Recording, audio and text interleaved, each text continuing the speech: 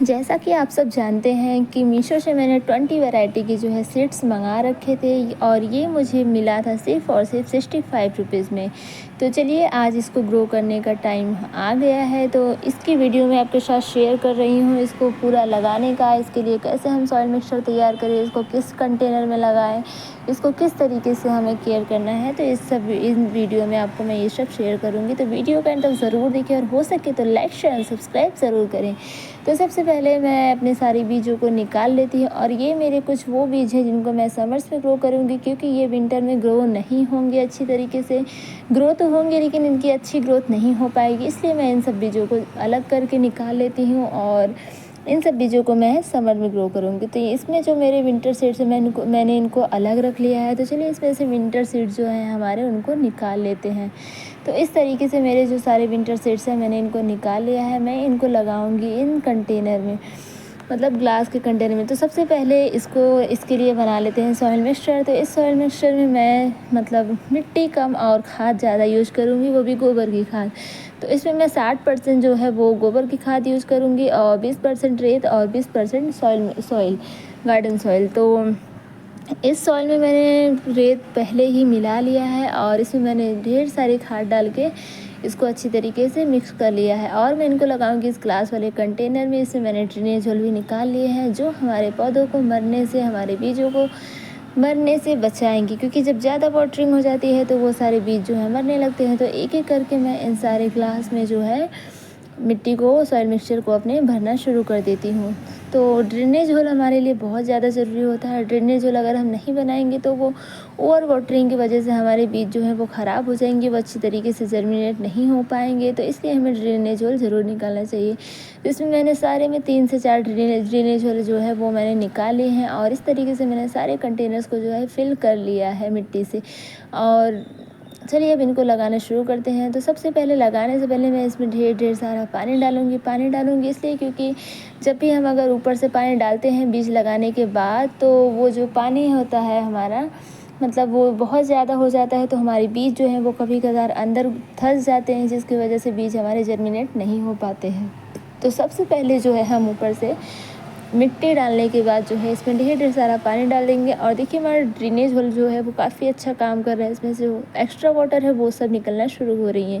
तो चलिए इन सब बीजों को लगाते हैं। तो लगाने से पहले हमें पहचान कैसे होगी हमने किस में कौन से बीज लगाए, तो इसके लिए मैं इस स्पून में जो है सारे बीजों के नाम लिखूँगी और इस तरीके से मैंने कुछ फैला लिया। अब इसमें मैं एक एक करके नाम लिखना शुरू करूँगी। तो यहाँ पर मैं नाम लिखना शुरू कर रही हूँ और इस तरीके से मैंने सारे स्पून पे नाम लिख दिए हैं, जिससे मुझे पहचान होगी कि मैंने कौन से जो है बीज किस में लगाए हैं। तो एक एक करके सारे कंटेनर्स में मैं जो है स्टिक लगा देती हूँ, जिससे हमारे बीजों की पहचान होगी। तो इसको लगाने के बाद जो है अब हम बीजों को जर्मिनेट करेंगे। एक ग्लास मेरा एक्स्ट्रा था तो मैं इसको वहाँ से हटा लेती हूँ और इस तरीके से जो है हमारे बीज मतलब स्टिक लग चुके हैं। तो अब हम इसमें लगा रहे हैं वर्बेना के बीज को। तो चलिए इसके बीज को जो है निकालना शुरू करते हैं और मैंने इसके आधे बीज, मतलब इसमें से आधे बीज को ग्रो करूँगी और आधे बीज को जो है वो बचा के रखूँगी नेक्स्ट ईयर के लिए। तो आधे बीज को मैं जो है ग्रो करूँगी। अब हमारे दूसरे नंबर पे आता है फ्लॉक्स के बीज। तो इसके बीज देखिए काफ़ी छोटे इसके क्या सभी के बीज जो हैं काफ़ी छोटे हैं। तो ये वैसे तो आराम से निकल नहीं रहे थे, हाथों में आ नहीं रहे थे, लेकिन कैसे भी करके हमने इसको जो है निकाल लिया इस तरीके से। तो इसमें बस ऊपर से इस तरीके से ऐसे लगा देना है, मतलब डाल देना है। उसके बाद हम आपको बताएंगे कि इसके आगे हमें क्या करना है। तो हमारा तीसरे नंबर पे आता है स्वीट पी। इसके मतलब बीज तो एकदम मटर के दाने के जितने ही थे, बस थोड़े छोटे मात्रा में थे, लेकिन सेम वैसे ही दिख रहे थे ये भी। तो मैंने इनको भी लगा दिया है। और अब अगला आता है हमारा बीज ऑस्टियोस्पर्मम का। तो इसको चलिए लगाते हैं इस वाले में, क्योंकि इसमें मैंने ऑस्टियोस्पर्मम की स्टिक लगा रखी है। तो जो है इसको इस तरीके से हम लगाना शुरू कर देते हैं।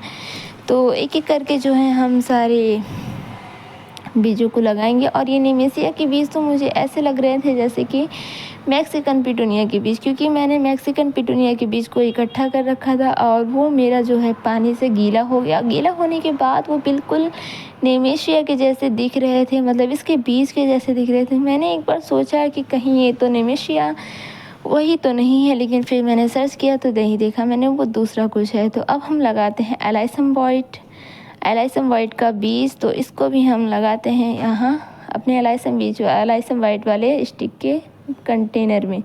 तो इस तरीके से जो है बीजों को छिड़क देंगे ऊपर से। और बीजों को हमें ज़्यादा नीचे तक नहीं लगाना चाहिए, क्योंकि हम क्रिसैंथेमम को हम ग्रो नहीं करेंगे, क्योंकि क्रिसैंथेमम का पौधा मेरे पास ऑलरेडी है। और एक नहीं, मैंने इसको 2-2 कंटेनर में ऑलरेडी लगा रखा है, वो भी कटिंग के माध्यम से। आप क्रिसैंथेमम को बीज या फिर कटिंग की सहायता से ईजिली ग्रो कर सकते हैं। और उसको ज़्यादा बुशी बनाने के लिए आप उसको समय समय से पिंचिंग करते रहें। तो नेक्स्ट जो आता है हमारा वो है पिटूनिया। तो इसके बीजों को भी हम लगा देते हैं। तो हम कहाँ थे, हाँ, बीजों को ज़्यादा अंदर तक नहीं लगाना चाहिए, क्योंकि जब बीज ज़्यादा अंदर तक दब जाएंगे तो वो अच्छी तरीके से जर्मिनेट नहीं हो पाएंगे और वो मतलब अंदर ही गल के सड़ के ख़त्म हो जाएंगे और हमें पता तक नहीं चलेगा। तो इसलिए बीजों को अंदर तक ज़्यादा ना लगाएं, जितना हो सके इसको ऊपर ही रखें। और अब हम लगाएंगे पेंसी। तो पेंसी के बीजों को भी मैं हल्के से निकाल लेती हूँ। इसका भी मैं आधा ही बीज यूज करूँगी, आधा ही बीज लगाऊँगी। मतलब जितने भी थोड़े छोटे छोटे से बीज थे ना, उसमें थोड़े ढेर सारे बीज थे, लेकिन जितने भी बड़े वाले बीज थे उसमें गिन के 8-9 तो किसी में 7 ऐसे ही बीज थे। तो मैं जो बड़े वाले हैं उनके 3 से 4 बीजों को ग्रो करूँगी और 3 से 4 बीजों को जो है रख दूँगी। ये हमारा मैरीगोल्ड, इसमें इतना थोड़ा सा बीज था कि मैं इसमें क्या ही रखूँ और क्या ही लगाऊँ। ये लगाने के लिए ही मुझे कम लग रहा था, तो इसलिए मैंने इसके सारे बीजों को जो है लगा दिया। इसको मैं नहीं रखूँगी, क्योंकि ये रखने लायक है ही नहीं, मतलब इसकी क्वांटिटी उतनी ज़्यादा है ही नहीं कि मैं इसको बचा के रख सकूं। तो ये है हमारा कैलेंडुला ही है ना, नहीं क्लेओम है, सॉरी, क्लेओम के बीज हैं। तो देखिए इनके बीज थोड़े थोड़े से बड़े थे, तो इनकी क्वांटिटी जो है वो थोड़ा कम है। तो फिर भी हम इसके जो है थोड़े से बीज को जो है बचा के रख देंगे। तो इस तरीके से मैंने क्लेओम के बीजों को भी लगा दिया है। और मौसम भी आज थोड़ा सा बारिश जैसा लग रहा है। तो अब आज इतना टाइम हो ही गया, अक्टूबर स्टार्टिंग होने वाली है बस। तो हमारे पास ज़्यादा टाइम नहीं है, हम ज़्यादा वेट नहीं कर सकते हैं बारिश रुकने की। तो इन बीजों को लगाने के बाद हम इसको रख देंगे अंदर, जिससे ये है बारिश की वजह से हमारे बीज ख़राब नहीं होंगे। क्योंकि अगर हम इन बीजों को बारिश में रख देंगे तो ये है हमारे बीजों को अपने पानी के तेज़ में बहा कर लेके चला जाएगा। तो इस तरीके से मैंने सारे बीजों को लगा दिया है। अब ऊपर से मैं डालूंगी ये गोबर की खाद। अगर आपके पास कोकोपीट है तो आप कोकोपीट का यूज़ कर सकते हैं, लेकिन अगर आपके पास कोकोपीट नहीं है तो आप मेरी तरह ऐसे गोबर की खाद का यूज़ कर सकते हैं। और ये मेरा गोबर की खाद एकदम बहुत अच्छी तरीके से जो है कंपोस्ट हो चुका है, इसमें कोई भी मतलब कमी नहीं है कंपोस्ट होने में। तो इस तरीके से मैं सारे अपने कंटेनर्स में जो है इस खाद को ऐसे डाल दूंगी, जिससे हमारा जो है बीज वो थोड़ा सा कवर हो जाएगा। नहीं तो जो हमारी चिड़िया रानी आती हैं वो इन बीजों को अपना खाना समझकर अपने साथ लेके चली जाएंगी। तो चलिए इन सब बीजों को अच्छे से ढक देते हैं। और ढकने के बाद इनको हम रखेंगे थोड़ी सेमी शेड एरिया में, जहाँ पर थोड़ा बारिश का प्रभाव कम हो। तो यहाँ पर इनको हम लगाना शुरू कर देंगे और इसी लाइन में इसको हम रख देंगे। इसको मैं ग्रो तो कर रही हूँ, इसके साथ साथ इसमें जो भी नई ग्रोथ होगी आपके साथ उसका अपडेट भी ज़रूर शेयर कर लूँगी। इसका अपडेट देखने के लिए आपको चैनल को सब्सक्राइब करना होगा और इस वीडियो को लाइक शेयर करना ना भूलें और हमारे साथ जुड़े रहें।